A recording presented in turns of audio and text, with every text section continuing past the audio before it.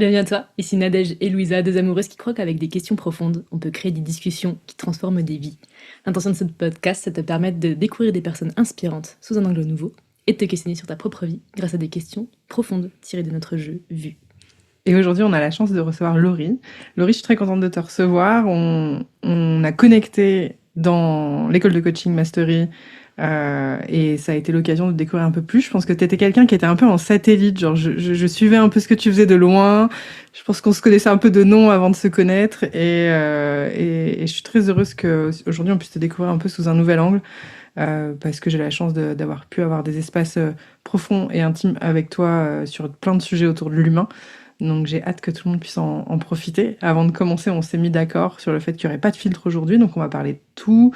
Pour rappel, on peut passer les questions, retourner les questions, prendre tout ton temps aussi pour réfléchir. S'il y a des gros moments de silence pendant que vous nous écoutez, pas de bug de montage, c'est juste un humain qui réfléchit, donc prends ton temps, il n'y a pas de souci là-dessus.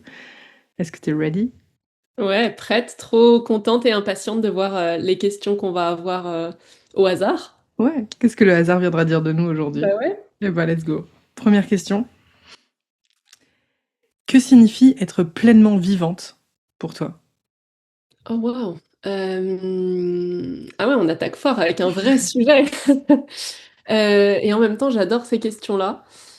Qu'est-ce que ça veut dire pour moi être pleinement vivante? Il y a un truc en lien avec être en mouvement, ce qui peut être un petit défaut aussi, hein, qu'on se le dise, c'est pas toujours très bien. Mais ce qui me vient spontanément quand je me sens vivante, c'est que je me sens dans le mouvement, pas forcément physique, mais il peut être mental aussi.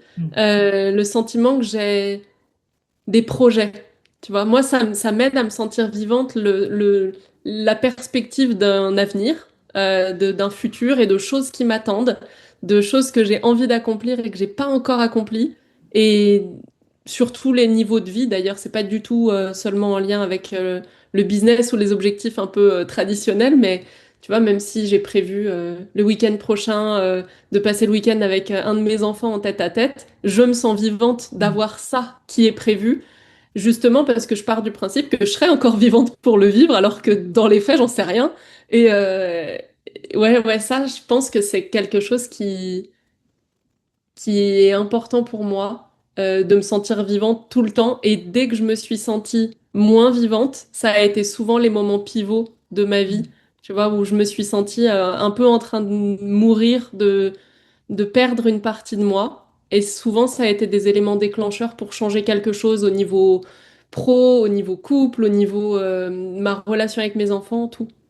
Et dans ces moments-là, tu avais l'impression d'avoir moins de perspectives, moins de projets comme ça, ou est-ce qu'ils étaient peut-être moins alignés à toi? Ouais, non, plus la sensation de pas en avoir, ou en tout cas que ça me donnait pas envie de me relever le matin, quoi. Hmm. Tu vois, un peu le sentiment que flemme de vivre, tu vois. Je vais pas hâte de la journée du lendemain. C'est pas très chouette hein, comme sensation pour On moi. est tous passés par là quand même.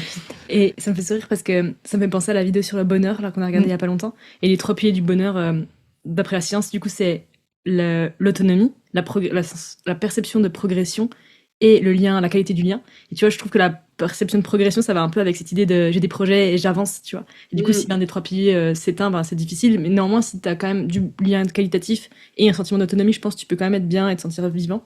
Mais que la progressivité là-dedans, ça joue de ouf, quoi. Ça booste. Ouais. Ouais, carrément.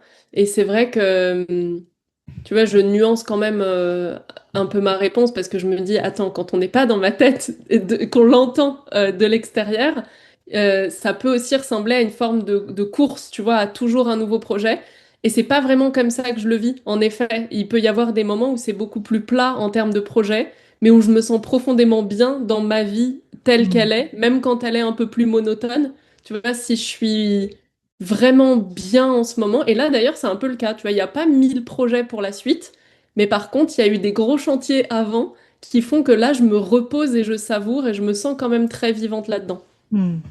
Il y a le sentiment dans ce que j'entends qui est à la fois dans le côté progressivité dont tu parlais et en même temps quand même apprécier quand tu y arrives quoi. C'est pas le bon dès que j'ai atteint le truc, j'en profite pas.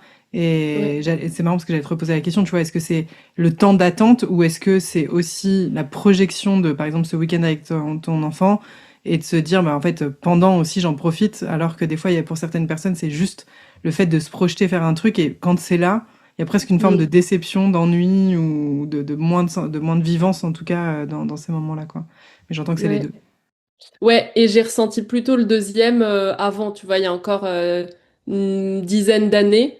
C'était uniquement le fait d'avoir une perspective qui me donnait envie d'avancer. Mais dès qu'on y était, c'était quelle est la prochaine étape? Tu vois, qu'est-ce qu'il va y avoir maintenant que j'ai euh, annulé, entre guillemets, ce truc qui m'attend?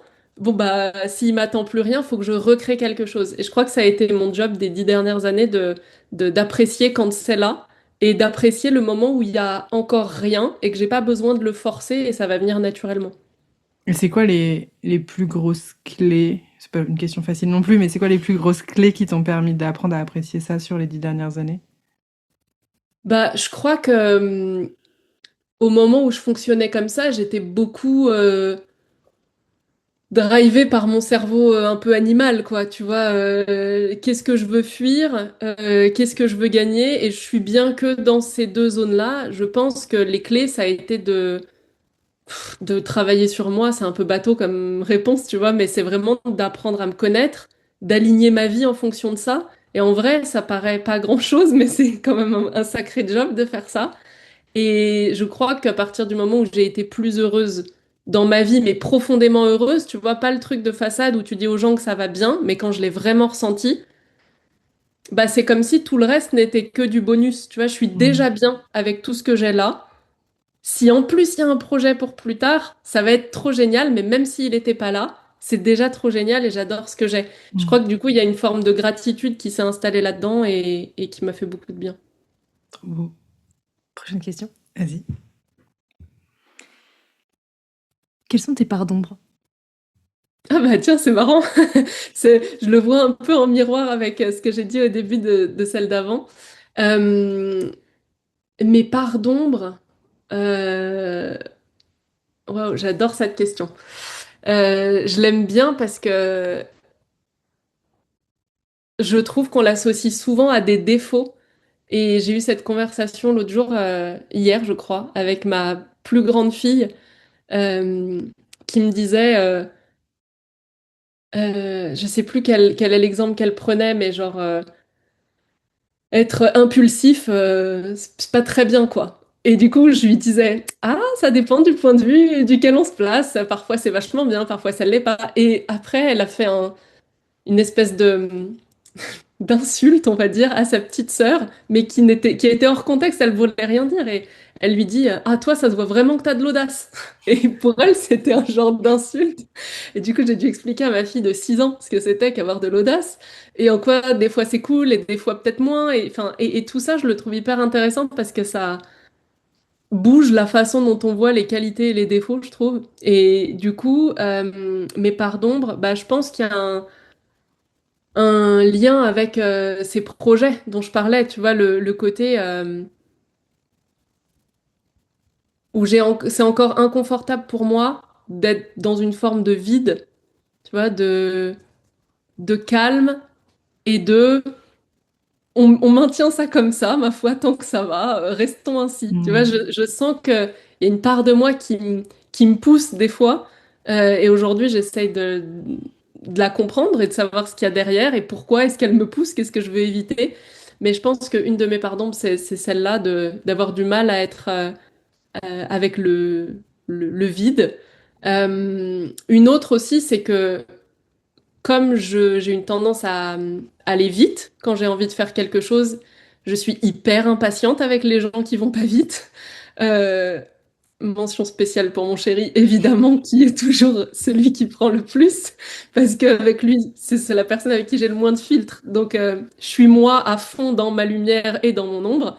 Donc, je suis pas très patiente, pas très tolérante aussi. Tu vois, genre si je sens que je lui dis un truc qui est important et qu'il est à moitié concentré, c'est c'est intense pour moi. Alors soit j'ai passé une journée tranquille, du coup je prends une petite inspiration, je me dis ok c'est pas le moment, je reviendrai plus tard. soit je lui fais comprendre que c'est pas OK, tu vois, ça me fait ressentir de la colère. Et je me vois être dans ces personnages-là que j'ai beaucoup jugés avant en me disant il faut surtout pas que ce trait de caractère se manifeste, tu vois, parce qu'il est pas aimable.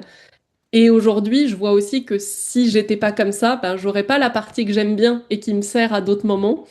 Et du coup, bah, je l'aime bien. J'essaye de voir dans quel moment je peux la doser, de l'expliquer. Elle m'aide aussi à calmer mon ego parce que du coup, quand j'agis d'une manière où je me dis, bon, c'était pas top, ben, je reviens aussi sur ça et puis je viens demander pardon, ce qui est pas mal. Donc voilà. Est-ce que ça répond assez à votre question? Ouais, de ouf. Après, encore une fois, il n'y a pas de bonne ou de mauvaise réponse, mais j'aime bien, au-delà de ton partage plus personnel, sur ce côté de, en fait, effectivement, une part d'ombre, c'est pas forcément quelque chose de négatif. Et quand je me prive de ce que je perçois comme étant négatif dans une part d'ombre, comme de l'impulsivité, je me prive aussi de toute la part positive de l'impulsivité. Et j'aime bien ce truc-là, tu vois, de se dire, mais en fait, oui, effectivement, il y a des fois où cette impatience ou cette intolérance à l'impatience chez l'autre, si tu l'aimes pas pleinement, tu vas pas voir aussi tout ce qu'elle te permet et toute la rapidité qu'elle te permet d'avoir. Et comme si, effectivement, avoir le côté de la pièce que tu veux seulement et pas l'autre côté, c'est pas toujours évident et ça ne marche pas d'ailleurs. Mais, mais j'aime bien cette redéfinition-là parce que je pense que beaucoup de personnes ont besoin de l'entendre. Parce que même dans le dev perso, tu vois, de se dire, ah bah, il faut travailler sur ces parts d'ombre, comme s'il fallait les annuler, comme s'il fallait les faire Ouais. disparaître, mais plutôt de se dire, en fait, l'ombre ne fonctionne qu'avec la lumière et la lumière, par contraste, avec l'obscurité, en tout cas, si c'est pas l'ombre, c'est l'obscurité, et les deux sont nécessaires à avancer, quoi. Rien à rajouter. Rien à rajouter. Et ben, let's go, prochaine question alors. Quelle est ta vision de la thérapie? Est-ce que tu en as déjà fait et qu'est-ce que ça t'a apporté? J'en ai déjà fait. Alors, thérapie, du coup, je ne sais pas comment vous l'entendez. Moi, je le mets au sens large et Ouais, pas forcément aller faire des séances de psy, quoi. Je le vois dans le sens de prendre soin de soi et de sa tête, de ses pensées, de ses peurs, de ses traumas, de ses blocages et tout ça. Euh, J'en pense beaucoup de bien. Je trouve que c'est un chemin qui permet de mieux se connaître et du coup quand on se connaît mieux on peut s'assumer aussi plus facilement et je trouve que c'est quelque chose qui peut faire du bien à beaucoup de personnes. Tu vois, j'entends souvent et je l'ai vécu aussi le sentiment de pas oser prendre sa place, de pas oser exprimer ses besoins, dire ce qui compte pour nous. Mais en fait, si tu sais pas déjà ce qui compte pour toi et quels sont tes besoins, bah tu peux faire tous les stages de prise en parole que tu veux, tu vas pas trop savoir quoi en faire et quoi dire. Donc, je pense que c'est un chemin qui fait beaucoup de bien à plein de monde. Je trouve que c'est chouette aussi de pas le réduire à des séances de psy parce que la thérapie, il y a quand même plein de manières d'être accompagné et chacun peut trouver celle qui lui parle aussi le plus. Évidemment que j'en fais. J'en ai pas toujours fait parce que j'ai grandi dans une famille où, alors déjà, la thérapie égale aller chez le psy et aller chez le psy égale être fou. Donc voilà, on connaît, hein, il y a beaucoup de familles, je pense, dans lesquelles on a grandi où c'est un peu ça. Mais j'en ai ressenti le besoin bah, quasiment en même temps que j'ai lancé mon business actuel, en fait. À partir du moment où je me suis questionnée sur moi et où j'ai eu envie d'accompagner des personnes sur un autre chemin, tu vois, qui est parallèle, mais qui t'amène forcément à parler avec eux. Et du coup, quand tu parles avec eux, ben, tu te rends compte que c'est des humains et que c'est pas juste un projet de création d'entreprise, quoi. Il y a des peurs derrière qui sont communes à plein de personnes. Et j'ai testé les chemins un peu classiques, séances de psy, etc. J'ai pas trouvé, tu vois, de psy ou de protocole de psy avec lesquels je me sentais vraiment progresser. On y revient. Euh, et en fait, j'avais l'impression de pas avoir le temps et l'espace pour dire vraiment le fond de ce que je voulais dire. Et tu sais que je donne un peu de matière et on part tout de suite sur quelque chose et j'ai pas l'impression que c'est exactement ça que je voulais dire au départ. Du coup, j'ai testé plusieurs approches et j'ai pas ressenti ça. Et le coaching m'a énormément aidé. C'est d'ailleurs la pratique qui m'a le plus aidé de tout ce que j'ai essayé. Et la kinésiologie aussi, que j'ai découvert il y a à peu près 1 an. Et du coup, j'ai switché en me disant, bon, bah, j'arrive pas à trouver de psy avec laquelle j'ai l'impression d'avancer et que c'est vraiment pertinent par rapport à ce que je ressens. Donc j'ai essayé ça, on m'avait dit, oh, kinésio, c'est super, j'avais aucune idée de ce qu'on y fait, et même aujourd'hui, je saurais pas vraiment expliquer ce qu'on y fait. Mais en tout cas, je sais que ça me fait beaucoup de bien et que je le trouve très complémentaire avec ce que je fais en coaching. Et puis un truc dont j'ai pas parlé, mais que je mets aussi dans la thérapie, c'est tout ce qui passe par le corps. Et tu vois, pour moi, le fait de se faire masser, par exemple, ou la réflexologie, etc., je le mets aussi dans cette catégorie parce que je l'ai trouvé très complémentaire avec ce qui se passe dans ma tête, le fait de reconnecter à ce qui se passe dans mon corps et que les deux communiquent quand même vachement. Et on le voit quand on a une maladie, une douleur, un truc, il y a souvent un lien. Je crois que Louisa, toi, t'es très informée sur ce sujet-là, Ouais, c'est un peu mais ma porte voilà d'entrée. quoi. Ouais. Ouais, et je te rejoins sur le côté thérapeutique dans le corps. Enfin, en tout cas, ça m'a fait penser. Nadège, t'en parlera mieux que moi, mais a tatoué aussi des femmes post-cancer du sein. Et du coup, le côté thérapeutique, en fait, d'un acte dans le corps est bien plus ample parfois que la logothérapie par la parole. Enfin, vraiment des choses. Et qu'il y a plein de manières d'avoir une thérapie. Enfin, moi, les soirées techno, c'est une thérapie, quoi. Donc, il y a un peu ce truc de. En fait, c'est quoi le. Enfin, c'est à partir du moment où ça me fait du bien. Tu vois, j'ai bien aimé quand tu dis, bah, en fait, mon déterminant, c'est que ça me fait du bien. Et si ça me fait plus autant de bien que ce que j'aimais, bah, je peux passer à un autre type de thérapie. En tout cas, moi, je sais que ma vision de la thérapie, alors que j'arrive d'un monde assez normé sur la psycho, c'est ça, c'est tel type de séance, etc. Et que dans le coaching, ça a ouvert un petit peu mes chakras en mode, bah, en fait, ça peut être plein de choses. Mais je crois que la thérapie, des fois, elle se trouve là où on le soupçonne pas. Mais à quel point est-ce qu'on le valorise, quoi. Ouais, Oui, je pense que carrément. quand on a écrit la carte, en tout cas, c'était plutôt en mode psychothérapie. En tout cas, moi, c'est comme ça que je l'ai entendu à la base. Mais je trouve ça trop cool que tu ouvert à d'autres choses et ça permet aussi aux gens de se rappeler ça, que ben, c'est pas parce que la psychothérapie ou la psychanalyse te plaît pas qu'il y a pas plein de manières de guérir, quoi. Mm. Ouais, c'est ça. En tout cas, moi, si je devais le définir, c'est une voie de guérison, quelle qu'elle soit, qui peut être, ouais, en tout cas, ouais, qui peut se nourrir de plein de formes différentes. Ouais, carrément d'accord. Et je l'entends et je le vois, tu vois, je pense à des personnes qui vont dire, moi, danser, c'est ma thérapie, aller marcher dans la forêt, c'est ma thérapie. Et en fait, c'est réducteur, quoi, de se dire, il faut aller s'asseoir 1 fois par semaine sur le canapé d'un psy pour dire qu'on fait une thérapie. Je pense qu'il y a plein de manières de la créer et à nous de trouver celle qui nous convient, quoi. Grave. Prochaine question. Quel rôle joues-tu souvent dans un groupe social? Je dirais le rôle de la discrète ou de, tu vois, j'allais même dire l'effacer.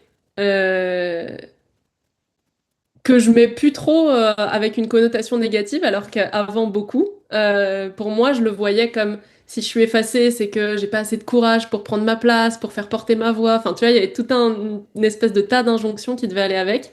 Et en fait, je comprends que c'est mon process de fonctionnement et même d'apprentissage, tu vois, d'observer. Je suis beaucoup dans l'analyse. Du coup, pour être dans l'analyse, bah, j'ai besoin de pas trop parler et qu'on parle pas trop, en gros. Et donc, dans un groupe, quel qu'il soit, je vais avoir tendance à rester en retrait, observer beaucoup, intervenir si c'est vraiment, vraiment pertinent et que j'ai pas trouvé de réponse autrement. Mais sinon, je processe le truc et au bout d'un moment, il me faut quand même un peu de temps. Je prends davantage ma place dans ce groupe-là. Mais c'est comme si j'avais besoin de ce temps un peu en retrait, tu vois, je suis dans le groupe, mais je suis encore toujours avec moi. Et après, je peux m'ouvrir plus facilement au groupe.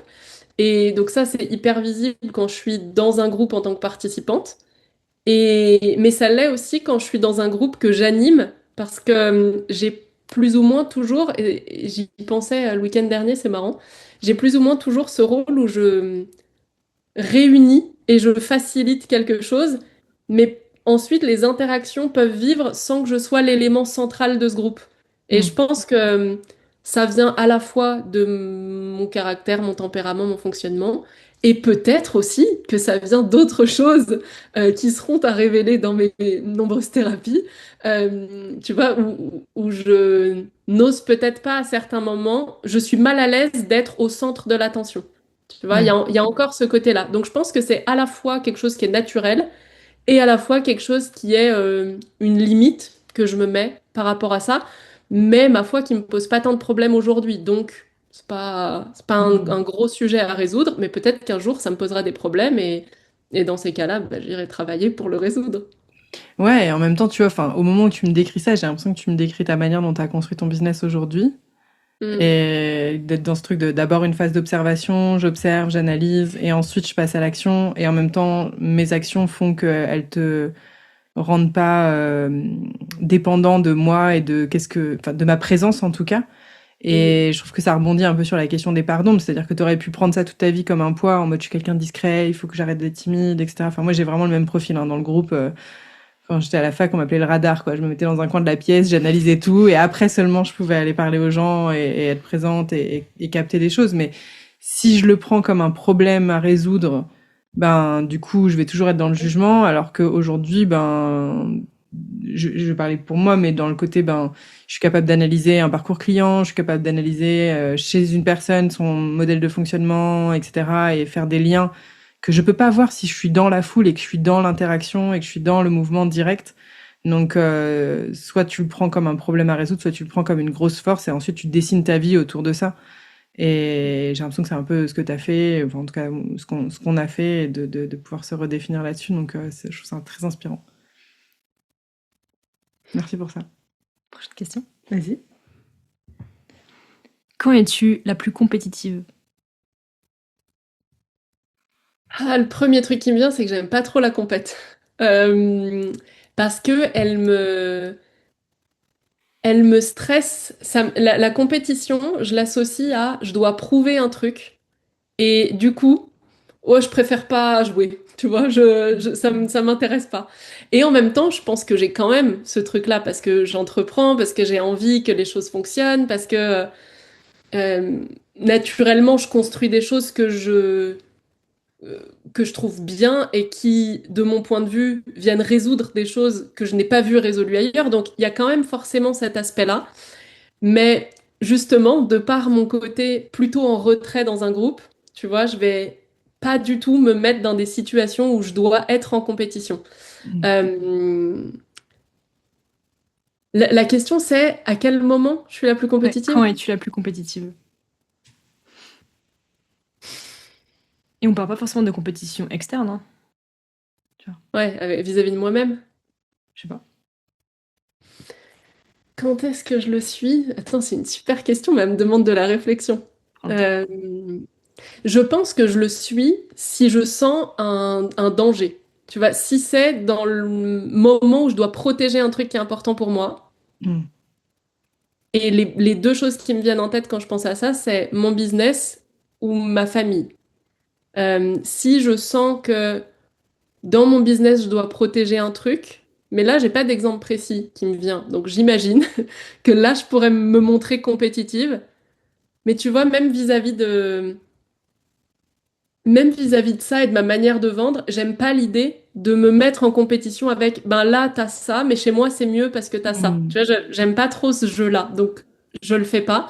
Par contre, si je sens que je dois défendre quelque chose qui est vraiment important pour moi, je pense que là, je pourrais être compétitive et je m'en fous que ce soit inconfortable pour moi de l'être parce que c'est plus important de défendre ce qu'il y a et qui compte pour moi, quoi. C'est Vous intéressant, avez Ça m'intéresse votre définition à vous de la compétition parce que je me rends compte que la mienne doit être assez limitée et que je vois pas l'autre partie. ouais.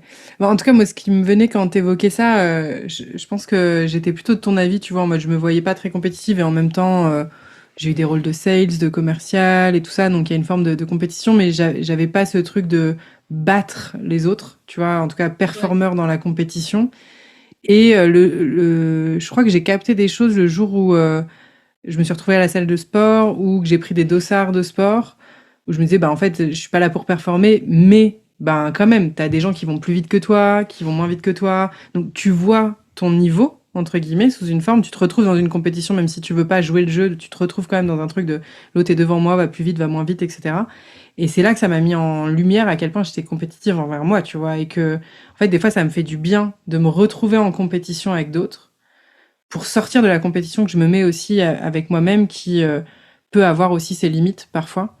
Et je pense que l'endroit où je suis la plus compétitive, c'est avec moi-même, dans le côté dépassement ou le step d'après, ou aller chercher le petit millimètre d'amélioration, etc.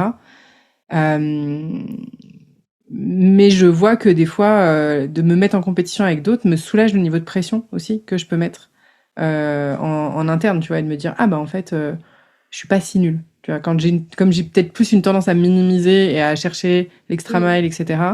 Il y a un peu ce truc de me mettre en compétition avec d'autres, mais en fait ça soulage un peu le système en mode en fait ça va, tu vois, enfin t'es pas si nul. Alors que si si je restais en circuit fermé en compétition avec moi-même, je pense que ça pourrait aller être moins sain aussi par moment, quoi. Donc Ouais. pour moi c'est avec moi. Est-ce que tu vois d'autres choses chez moi ou Enfin, comme tu dis, t'as quand même été sales, enfin, même si c'était pas je veux être meilleur que les autres sales, c'est genre je veux être meilleur chaque jour. Et donc ouais. pour moi, c'est ultra compétitif malgré tout, tu vois. Ouais, c'est ça. Pour moi, c'est vraiment avec moi et je pense aussi dans montrer que c'est possible. Toutes les équipes de sales où j'ai été, j'ai pété les scores dès le départ parce que je voulais montrer aux autres que c'était possible et les embarquer avec moi, tu vois. Donc il y avait vraiment dans cette compétition une forme d'esprit d'équipe de venez, on va ouvrir des champs des possibles ensemble. Mais pour ça, il y avait un peu besoin de montrer que c'était possible et je pouvais avoir un peu ce truc. Moi, j'ai toujours eu cette image quand j'étais sales, genre le chien qui marque son territoire. Tu vois, j'arrivais, je pissais sur le poteau en montrant, ouais, regardez les gars, c'est possible, quoi. Et je pense qu'il peut y avoir aussi un truc de compétition chez moi dans le côté où on s'attend pas. On s'attend pas à ce que on puisse performer. Et si je pars avec un truc perçu comme en moins, genre être une meuf dans un milieu de mecs, je fais des sports d'équipe où j'étais la seule fille, etc. Je pense que là, du coup, ça va me mettre dans un mode compétitif parce que j'ai pas du tout envie qu'on puisse appuyer sur un truc qui, pour moi, est une force et peut paraître une faiblesse pour l'extérieur. Et je sais que ça peut me brancher sur ah ouais, tu crois que je vais pas y arriver? Ben vas-y, j'y vais quoi. Je le vois de ouf. Ok. Et sur ta question qui était, bah, c'est quoi votre définition de la compétition, tu vois, moi je pense que dans ma tête, la compétition c'est effectivement vouloir être meilleur que, sauf que le que, ben, comme je te disais, il n'est pas forcément externe, tu vois. Euh, et ouais, je pense que j'en ai un peu le même profil, je pense les trois sur le côté non compétitif envers l'extérieur. En tout cas, moi je me sens vraiment pas compétitive, mais même quand j'étais petite, tu vois, je m'en foutais de gagner parce que moi du coup ma kryptonite c'est de perdre le lien, donc je préférais 1000 fois que l'autre gagne si ça pouvait conserver le lien, tu vois. Et donc voilà, j'ai toujours fonctionné comme ça. Et je pense que j'étais compétitive à l'école parce que c'était une manière d'avoir des droits. C'est-à-dire que moi, en gros, si je travaillais bien, mes parents ils me lâchaient la grappe. Et donc c'était pas genre je vais écraser les autres, c'était juste genre en fait si je suis la meilleure, bah après je fais ce que je veux. Et donc je pense que c'était quand même assez compétitive envers moi-même en vrai. Tu vois, le facteur discriminant de mes parents c'était que je sois meilleure que les autres, mais moi de moi à moi c'était juste bah fallait que je sois bonne et voilà. Et aujourd'hui, où est-ce que je suis compétitive? Où est-ce que tu me vois compétitive?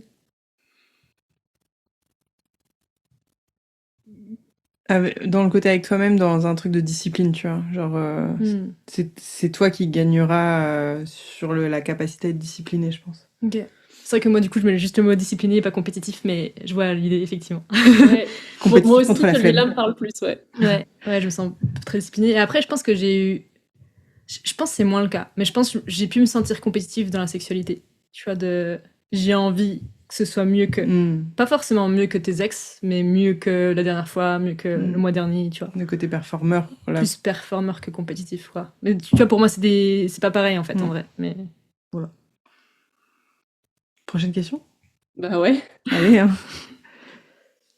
Quelle est la vérité la plus difficile que tu aies acceptée sur toi-même?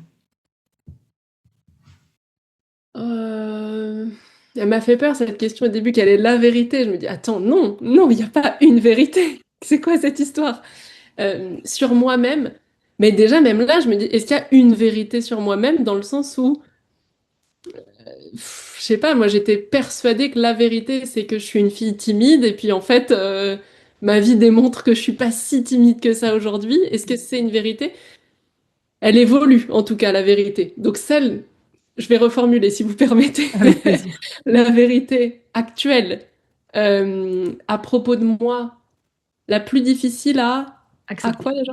À accepter. Ah, si, je sais. Euh, c'est que j'ai pas la capacité de faire tout ce que je voudrais faire dans le temps où je voudrais le faire.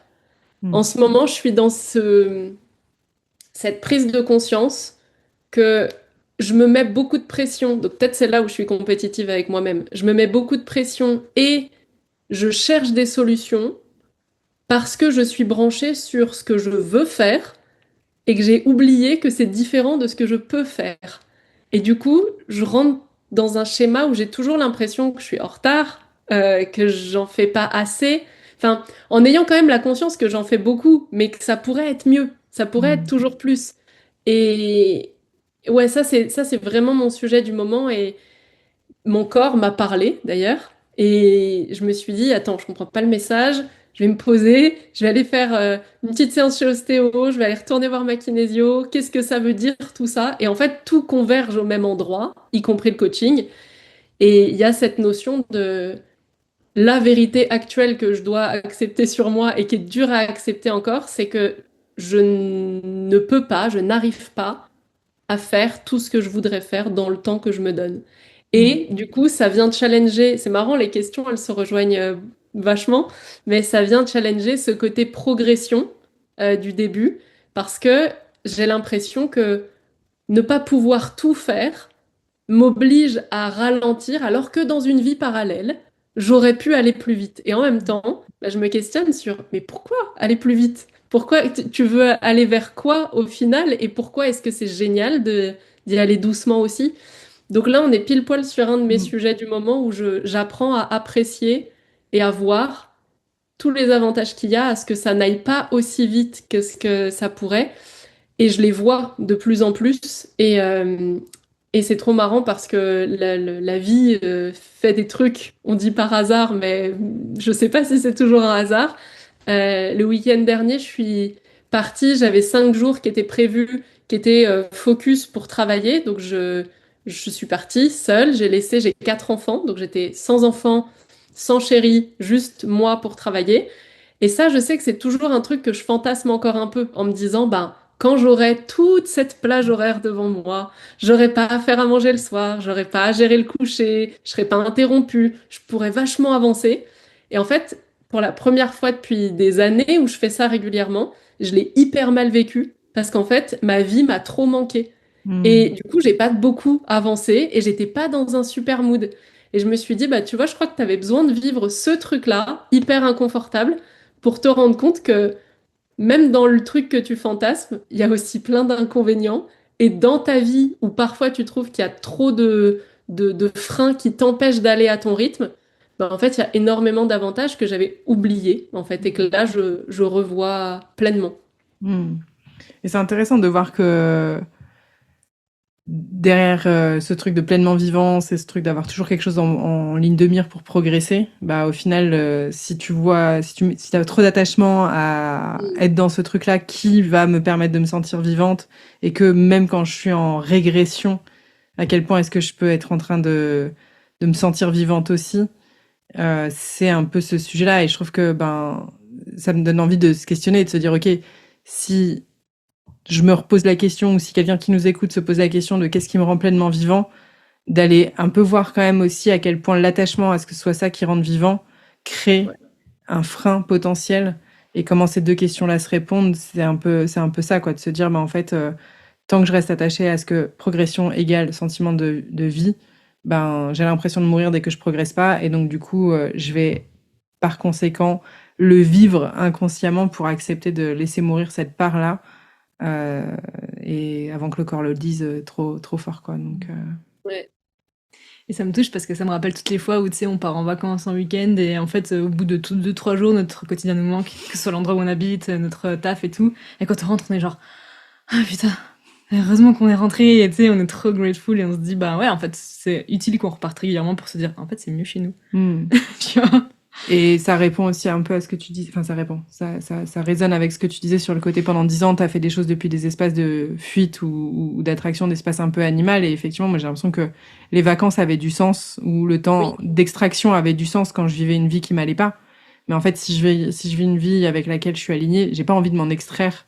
Alors après, on a un autre format de vacances, mais Ça fait des années que je vis à des endroits où les gens viennent en vacances, tu vois. Donc je me dis, bah en fait, peut-être que du coup, j'ai plié une partie de mon game, en tout cas là-dedans, tu vois. C'est de vivre dans des endroits où les gens kiffent venir en vacances pour avoir ce sentiment de vacances-là tout le temps et que ce soit pas un truc de j'ai besoin de m'extraire de ma propre vie pour voir à quel point je l'apprécie quand même, quoi. Donc, Ouais, ouais, c'est exactement ça. Et je trouve que la comparaison, pour le coup, est venue me titiller parfois parce que je me dis, mais le modèle normal des gens, la majorité que je vois autour de moi, c'est je travaille en apnée jusqu'au moment où je vais pouvoir partir en vacances, respirer.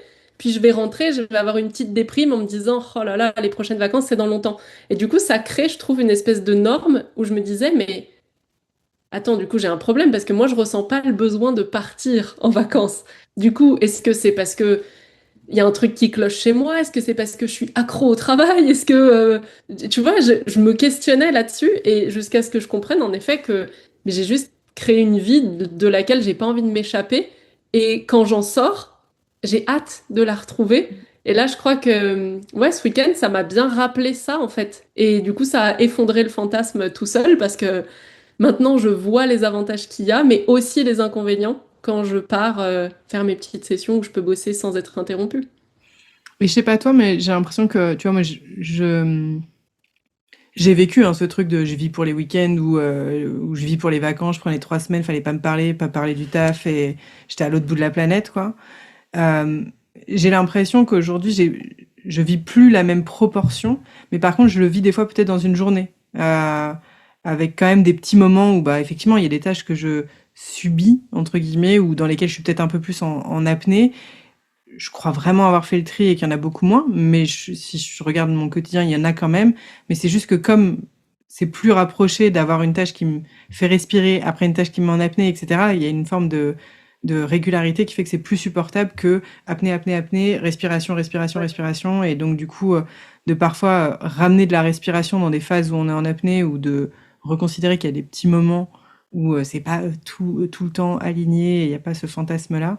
Je trouve que ça ramène aussi. C'est peut-être une question d'échelle, en fait, où au final, dans la temporalité à l'année, c'est juste beaucoup plus disséminé par des petits points que des phases où c'est l'un et des phases où c'est l'autre, quoi. Ouais, carrément. Trop bien. Prochaine question. Complète la phrase. Si quelqu'un semble beaucoup m'aimer, j'ai tendance à penser que peut-être. Il projette un truc sur moi et, et c'est pas forcément ce qu'il croit. Euh, une des leçons qui m'a vraiment coûté ces dernières années, c'est de me rendre compte que l'amour et la haine ont le même poids et que du coup, je trouve qu'on a tendance à se dire être critiqué et ne pas être aimé des gens, c'est triste, c'est douloureux, ça fait mal. Être aimé des gens, ça fait du bien et c'est chouette. Et j'ai compris, vous me direz si vous êtes d'accord avec ça, moi ce que j'en ai compris en tout cas, c'est que soit je suis attachée aux deux, soit je suis attachée à aucun. Mais je peux pas être juste attachée à être aimée si j'accepte pas d'être attachée à être détestée aussi. Et il y a 4 ans, j'ai fait un vrai virage dans ma vie. J'avais donc 3 enfants, j'étais mariée, j'ai décidé de divorcer. On était associés, j'ai décidé de l'enlever de la société et de construire ma vie à moi, quoi, avec mes enfants et tout. Et ça a été une période qui a été compliquée parce que bah, elle attire forcément plein de projections de personnes qui à la fois valorise énormément ce truc en se disant ouais, c'est hyper courageux, j'aimerais le faire mais j'ose pas, machin. Et d'autres qui sont oh, mais comment t'as pu faire ça? C'est hyper lâche et t'as pensé à tes enfants. Et en fait, je me suis rendu compte que je peux pas prendre l'un si je prends pas l'autre. Mm. Et du coup, j'ai appris à ne prendre ni l'un ni l'autre, même si évidemment ça me pique, quoi, ça me touche de ressentir ça dans un sens comme dans l'autre. Mais j'essaye de plus construire mon identité là-dessus. Et je crois que c'était une espèce de prison dans laquelle je me suis enfermée depuis que je suis petite, où bah, j'aime bien qu'on me voit comme une petite fille sage, gentille, polie, discrète, qui fait pas de vagues et tout ça. Et à tellement être attachée à on m'apprécie pour ça, bah, je m'autorisais pas à être tout l'inverse. Mm. Et à pas être polie, et à pas être sage, et à déranger, et à faire des vagues.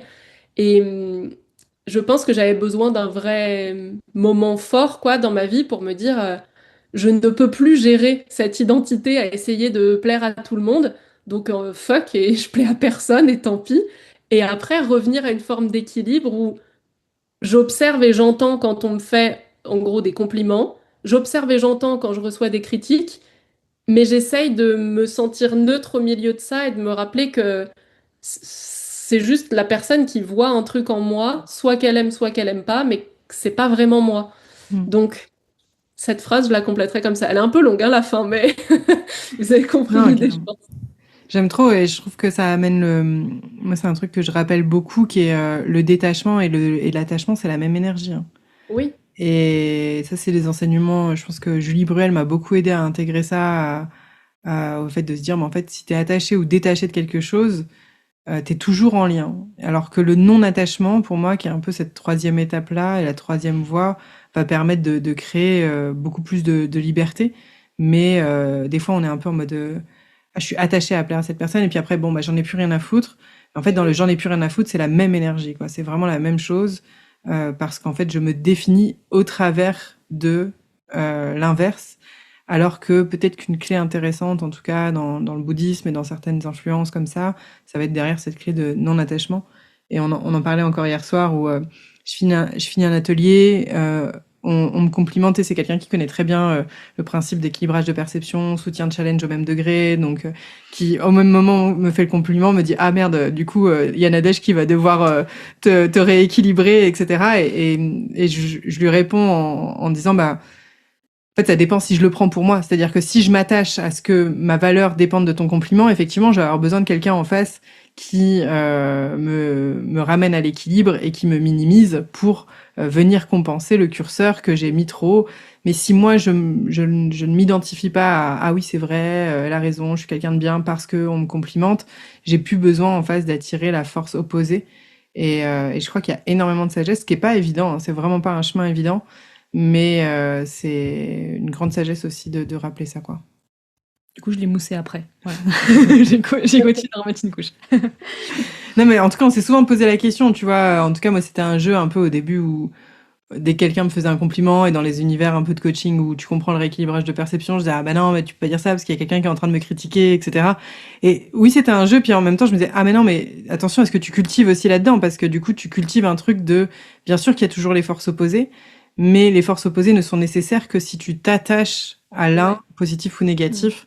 Si tu n'es pas attaché à l'une de ces deux forces, alors tu n'auras pas besoin d'attirer l'autre l'autre polarité, et donc ça redonne du pouvoir à en fait je ne subis pas ma vie et ce qui m'arrive, mais en fait je suis décisionnaire sur ce qui m'arrive en fonction de mon niveau d'attachement à l'une ou l'autre de ces polarités. Ouais. C'était un gros mic drop, très bien. Prochaine question. Qu'est-ce que je t'ai fait découvrir que tu aimes à présent? Bon, je crois pas qu'on se connaisse assez pour ça, hein, quand même. Bah, tu peux répondre pour nous deux. Est-ce qu'il y a un truc qu'on t'a fait Ouais. découvrir et que t'aimes à présent, s'il y a quelque Bah, chose les cartes, là, déjà, ce concept et ces questions que j'ai d'ailleurs hein, sur mon téléphone, dans un de mes onglets ouverts, et qu'on sort parfois le soir pour se poser des questions une fois que les enfants sont couchés. Euh, donc ça, évidemment, à vous deux. Et Louisa, que je connais un peu plus, bah, ce que j'ai découvert, c'est tout ce que tu apportes au sein de Mastery et les coachings qu'on a pu faire ensemble qui m'ont beaucoup aidé. Si ce que j'ai découvert de toi et qui m'apporte, c'est ça hein, la question? que C'est t'apprécies, ouais, que ouais. t'aimes à Ouais, présent? d'accord, que j'apprécie. C'est ta capacité à être soutenante et confrontante en même temps. Je trouve que ça, c'est quelque chose qui me plaît et que j'admire en te mettant sur un piédestal. Non, mais parce que je pense que c'est quelque chose que j'aime et que je freine, tu vois, ce côté oser confronter quand tu vois qu'il y a quelque chose. Je pense que je suis encore trop attachée au lien, comme tu disais, Nadège, tout à l'heure, je préfère garder le lien et le laisser gagner. Bon, bah, dans mon job, je trouve quand même un équilibre parce que je peux pas que te laisser gagner dans ce que tu crois déjà. Mais je pense que parfois, je perds du temps et de l'impact, tu vois, à tourner autour du pot pour ne pas froisser la personne parce qu'il y a encore une part de moi qui est probablement encore un peu attachée à est-ce qu'elle va me trouver sympa, est-ce qu'elle va bien m'aimer. Et toi, je trouve que tu arrives à associer ces deux trucs-là au même niveau, au même moment. Et j'aime beaucoup ça. Moi, je le vois pas toujours. Moi, je suis tombée amoureuse d'elle avec ça aussi. Donc, tu vois, les lunettes en cœur aident un petit peu, je pense. Tu vois, elle peut te dire des C'est ça. dingueries, mais elle a les yeux en cœur. Ah oui, c'est ça alors. C'est ça, je suis obligée d'équilibrer avec l'extérieur ce qui se passe à l'intérieur. Mais bon, merci pour le retour, en tout cas, ça me touche. On se fait une petite dernière Mhm. avant les petites questions rituelles de fin, mais qu'est-ce qui t'a pris de l'énergie ces 3 dernières semaines? Qu'est-ce qui m'a pris de l'énergie? Bah, la première chose qui me vient, c'est le schéma dans lequel je suis lié à mon travail et à ce que j'ai lancé ces derniers mois et qui ont créé un rythme qui est trop intense par rapport à ce que je peux faire et qui était basé sur ce que je veux faire. Bah oui, ça passe, bien sûr. Attends, pas de problème. Il y a tellement d'heures dans une journée. Évidemment que tu peux rajouter un truc. Donc je pense que ce qui m'a pris beaucoup d'énergie ces 3 dernières semaines, c'est d'essayer de faire rentrer un rond dans un carré, quoi. Attends, au bout d'un moment, ça ne passe pas tel quel. Et j'essayais de trouver quand même des solutions pour ne pas changer ce truc-là. Et ça, je trouve que c'est un modèle qu'on a parfois et que je vois souvent en coaching aussi, de se dire on cherche des solutions à un truc, alors que la solution, y en a pas 12 en fait, tu vois, elle est relativement simple, mais on ne veut pas prendre celle-là et du coup on cherche tout un tas de stratégies satellites pour éviter de se confronter au moment où bah, il n'y a pas d'autre choix que de faire celui-là. Donc je crois que ouais, c'est ce qui m'a pris du temps c'est ce système-là de travail et de clients à délivrer. Mais ce qui m'a pris de l'énergie, c'est en fait moi qui lutte contre un truc qui n'était de toute façon pas faisable et donc qui rejoint ce que je disais avant sur ce que je peux faire, ce que je dois faire et qui n'était pas aligné. Hmm. Et c'est intéressant de différencier, je trouve, temps et énergie. Ouais, C'est cool que tu le fasses parce que je trouve que des fois on assimile un peu trop le temps et l'énergie, alors que des fois quelque chose qui nous prend beaucoup d'énergie paraît beaucoup plus long que quelque chose qui nous donne de l'énergie et dans le même temps imparti. Le temps passe vite, quoi. Quand c'est bien, ça passe vite. Quand c'est chiant, c'est long. Donc il y a un peu ce bah truc ouais. de, bah en fait, c'est pas la notion du temps, mais c'est plutôt la notion d'engagement et d'énergie que je mets dedans, quoi. Ouais. Bah ça va nous permettre de rebondir sur ce que tu fais, en fait, de ce que tu disais. Tu parlais un peu travail là, et du coup, si tu devais nous décrire un petit peu ta mission, ce que tu fais, comment on peut te retrouver aussi si on veut en savoir un petit peu plus sur toi. À toi Euh, Ce que je fais, c'est que j'accompagne des entrepreneurs à se développer, à développer leur entreprise, mais à se développer eux aussi. Et ça, c'est quelque chose qui a toujours compté pour moi et qui revient à la charge encore plus fort qu'avant ces derniers mois. Euh, je suis personnellement pas du tout inspirée par les business à gros chiffres et gros sacrifices, le côté un peu l'image de girl boss d'Instagram. J'ai cru que ça m'inspirait beaucoup. J'ai couru après ça. J'ai touché du doigt ce truc et j'ai jamais été aussi malheureuse dans mon business et dans ma vie perso qu'à ce moment-là. Donc j'ai changé plein de choses, notamment un divorce, comme je vous le disais. Et tout ça m'a permis de comprendre qu'en fait, c'est ça que je veux vraiment accompagner. C'est pas tellement t'aider à passer au prochain palier de chiffre d'affaires ou recruter une équipe de plein de personnes parce que comme ça, tu n'auras plus jamais à travailler dans ton job, mais c'est choisir un job dans lequel tu as vraiment envie de travailler et de t'investir, avoir une vie dans laquelle t'as pas envie de t'échapper.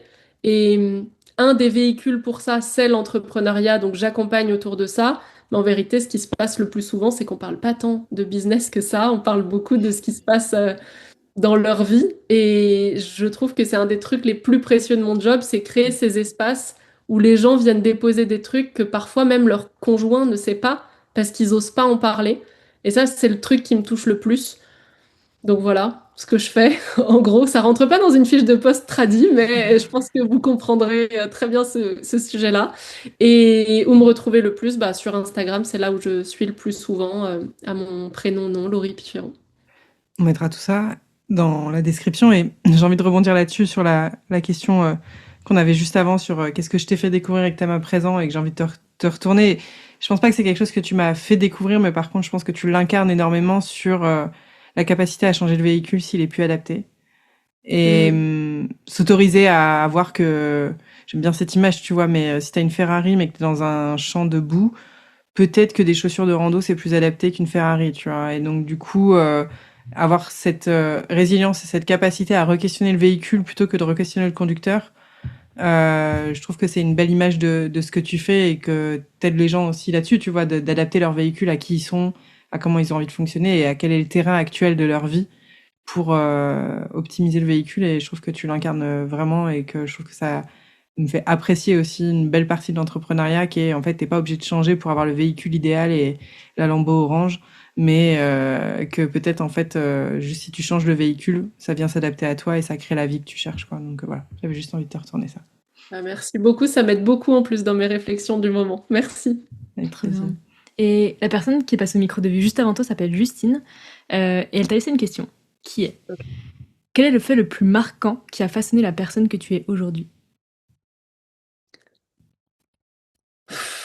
À la base, elle nous avait dit quels sont les 3 faits, blablabla, et on s'est dit, bon, déjà, si tu nous en Ouais, donnes déjà, un, faut c'est en cool. trouver un. Après, si t'en as plusieurs, évidemment, tu donnes ton dessus. Le fait le plus marquant qu'a créé la personne que je suis aujourd'hui. Ouais. Moi, je trouve que j'ai été plusieurs personnes, donc je vais pas parler des personnes du passé, puisqu'on me demande aujourd'hui. En vrai, je pense que le fait le plus marquant qui fait la personne que je suis aujourd'hui, c'est ce moment de rupture de oh putain, tout le monde me déteste parce que j'ai décidé de divorcer. Ce moment-là, je crois qu'il a été un point de bascule pour me permettre d'affirmer un peu plus ce que moi je veux en prenant conscience que de toute façon, quoi que je fasse et quoi que je choisisse, il y a des gens qui trouveront ça super, il y a des gens qui trouveront ça débile, et que dans tous les cas, je pourrais jamais faire l'unanimité. Et je crois que jusqu'à ce moment-là, j'essayais de, ce que je disais tout à l'heure, trouver des petites stratégies autour pour oui, mais peut-être que si je fais un peu ça, ou si je fais ça, mais je le dis pas, et j'essayais de trouver comment faire. Et à ce moment-là, c'était tellement gros et incontrôlable que je me suis dit, bah, en fait, je vais arrêter de me concentrer là-dessus. Et puis, je vais commencer à me demander qu'est-ce que moi j'ai envie de faire. Et je pense que ma vie aujourd'hui, elle reflète ça. C'est-à-dire que je m'en fous un peu de est-ce que c'est bien, est-ce que c'est pas bien, est-ce que ça se fait, est-ce que ça se fait pas, est-ce que c'est comme ça que on prend contact avec quelqu'un. En fait, je m'écarte des règles et des c'est comme ça qu'on doit faire. Et j'essaye juste de me dire, bah, si personne ne l'avait fait avant moi, comment je ferais? Et je pense que cette façon de penser et d'agir aujourd'hui, elle a été possible grâce à ce point de départ-là, qui a été violent, mais qui est venu avec plein de cadeaux aussi, du coup. Trop intéressant. Et toi, c'est quoi la question que tu aimerais poser à la prochaine personne qui va passer au micro de vue? Ah là là, euh, qu'est-ce que c'est? Je réfléchis un peu, Prends hein. le temps.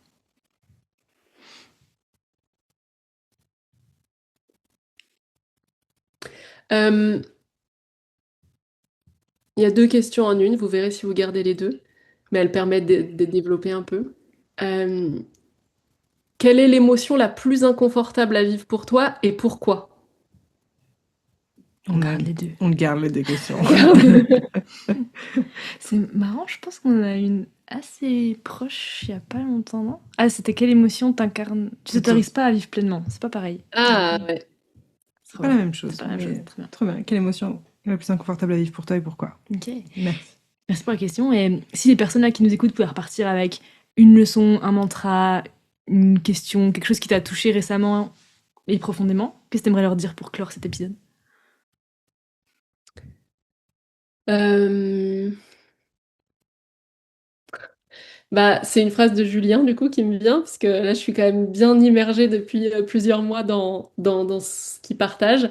Et je trouve que ça fait sens avec ce dont on a parlé là sur la fin de l'épisode. C'est, je crois que la phrase, c'est quelque chose du genre, tu peux soit être quelqu'un de bien, soit, je sais pas quoi, faire ce Te que tu veux, réaliser.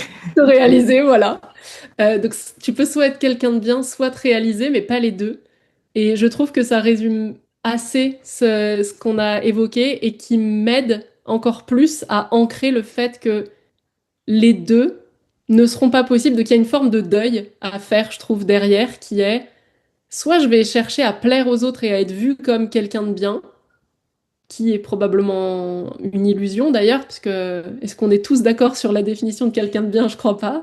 Soit te réaliser et dans ces cas-là, te couper de la vie des autres sur ce que tu es en train de faire.